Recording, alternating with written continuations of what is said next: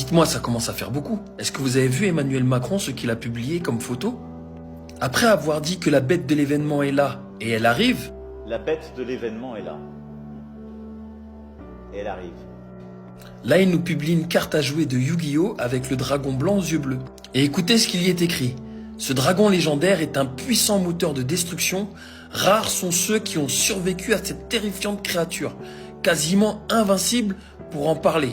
Et le même jour, Donald Trump nous publie sur son réseau Truth Social la phrase suivante.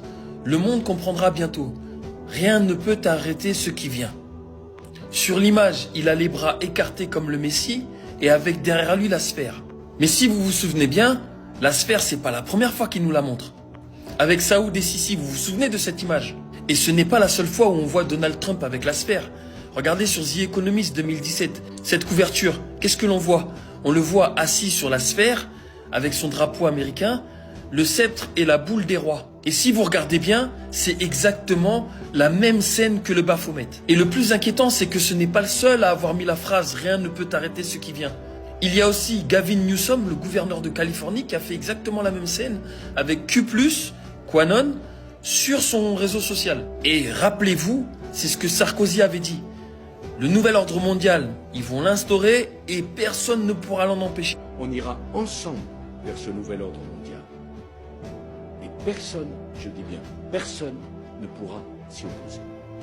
Car à travers le monde, les forces au service du changement sont considérablement plus fortes que les conservatismes et les immobilismes. Sarkozy, au passage, s'est bien gardé de nous dire en fait qu'il travaillait pour David de Rothschild, pour son frère exactement, et qu'il était leur avocat. Je vais vous parler de ce qui nous concerne. Nous sommes aujourd'hui le 2 septembre. Et il ne faut pas croire que cette date soit anodine. Je vais vous énumérer tous les 2 septembre de l'histoire depuis 1666. Écoutez bien. Tout d'abord, est-ce que vous connaissez Sabbatai Tzvi? En fait, son nom est très important parce que c'est le premier qui s'est déclaré être le Messie juif. Et ça, il l'a fait en 1648. Il faut savoir qu'en 1648, le 24 octobre, terminait la même année la guerre de 30 ans. En septembre 1666, Sabbatai Tzvi a été obligé par le sultan à se convertir à l'islam. Et en même temps, il y a eu le grand feu de Londres. Ça fait déjà 2 événements liés à cette personne où on voit en fait un grand incendie ou une grande guerre. Mais il n'est pas le seul. Il faudra que je vous parle de Nathan de Gaza et surtout de Jacob Frank. Jacobins, franquistes, ce qu'ont fait les révolutions américaines et françaises. Ils étaient ensemble. Et ils étaient tous en fait avec Adam Weishaupt, mais aussi Amschel Meyer Rothschild, dans le même panier. C'est eux qui ont fait toutes ces révolutions. Et tous des adeptes de Sabbatai Tzvi. Je continue. Le 2 septembre 1666, on parle du feu de Londres. Le 2 septembre 1789, les banquiers créent le trésor américain. Et c'est là que toute l'histoire de la finance commence. Le 2 septembre 1792 se passe le massacre de Paris.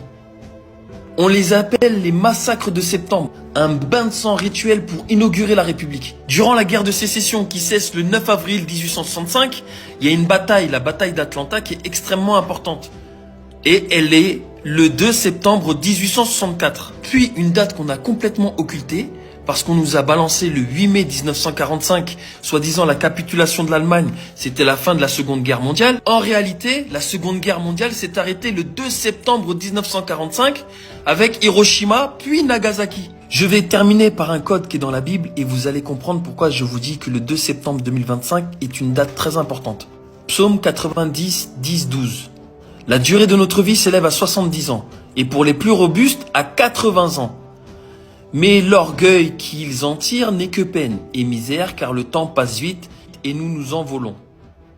La vie, les cycles pour eux, c'est entre 70 et 80 ans. Les plus robustes jusqu'à 80 ans. C'est-à-dire que dans ces cycles-là, il se passe forcément des choses. Et regardez ce que j'ai découvert. Du 2 septembre 1789 au 2 septembre 1864, il y a 79 ans. Il faudra que je vous fasse une vidéo pour vous expliquer pourquoi 1864 et pas 1865. Mais si on repart de 1865, 2 septembre 1865, on arrive au 2 septembre 1945. D'accord? Et la fin de la Seconde Guerre mondiale. Et donc, du 2 septembre 1945, plus 80 ans, Nous en sommes au 2 septembre 2025. Est-ce que ce n'est pas pour cela justement que le 30 août, Emmanuel Macron nous a sorti sa carte du dragon? Parce que le verset est clair dans la Bible. Le dragon laissera sa place à la bête, et c'est ainsi que la bête sera aimée, le dragon aussi sera aimé. Et ça, vous le retrouvez dans Apocalypse 13, 4. Maintenant, regardez bien, à partir de cette date, beaucoup d'événements vont se passer. Le 8 septembre 2025, François Bayrou risque de sauter. Ce que Macron nous a caché, c'est que le 9 septembre, soit 7 jours après, et vous savez l'importance du 7, Christine Lagarde nous l'a dit. Le 9 septembre, il y a l'Assemblée Générale de l'ONU, qui s'appelle Pacte Mondial. On est d'accord? Il faut savoir qu'Alice Bailey, c'est une femme qui a créé dans l'ONU une association qui s'appelle la Lucis Trust. En 1950, elle s'appelait la Lucifer Trust Company. Il faut savoir qu'elle est reconnue comme un organe consultatif de l'ONU. Et leur mission première, leur objectif, c'est l'avènement du Christ cosmique. Cette femme a écrit dans un ouvrage que en 2025 AD, tout va s'accélérer parce qu'il y aura une assemblée générale où ils discuteront du nouvel ordre mondial. Donc là, le 9 septembre jusqu'au 24 septembre, nous allons avoir une assemblée générale de l'ONU qui s'appelle Pacte Mondial. Et le 10 septembre, qu'est-ce qui doit se passer en France? Boycott total de la part du peuple. Vous êtes d'accord que les dates se suivent et c'est plutôt inquiétant. Mais ça ne s'arrête pas là. Parce que souvenez-vous, il y a un rapport de la NASA qui dit aussi qu'en 2025 AD, une dépopulation va être lancée.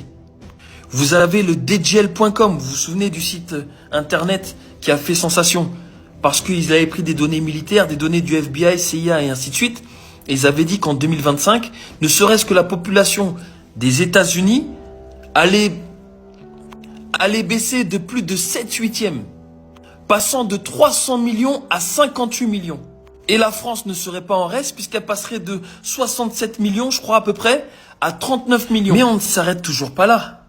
Le 21 septembre, les grandes réunions de l'Assemblée Générale de l'ONU commencent. Il faut savoir que le 22, 23 et 24, c'est la fête de Rosh Hashanah. Rosh Hashanah, c'est la fête des trompettes. C'est la 5e trompette de l'Apocalypse depuis 2020. Dans Apocalypse 9, écoutez bien ce qui est dit. Au son de la 5e trompette, voici les événements qui se dérouleront sur la terre. Le 5e ange sonna de la trompette.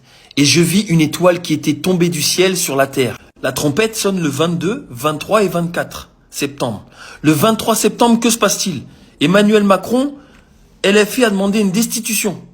Mais cette fameuse étoile dont ils sont en train de parler, est-ce que vous avez entendu le 1er juillet 2025? Je vous ai fait une vidéo dessus avec Avilub, 3I Atlas. Cette comète qui arrive et qui en fait a des trajectoires non conventionnelles. Vous avez entendu parler de cela?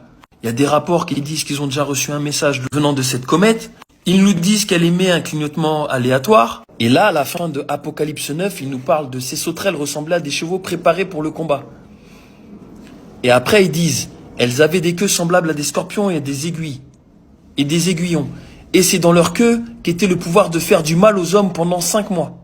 Elles avaient sur elles comme roi l'ange de l'abîme, nommé en hébreu Abaddon. Et en grec Apollyon.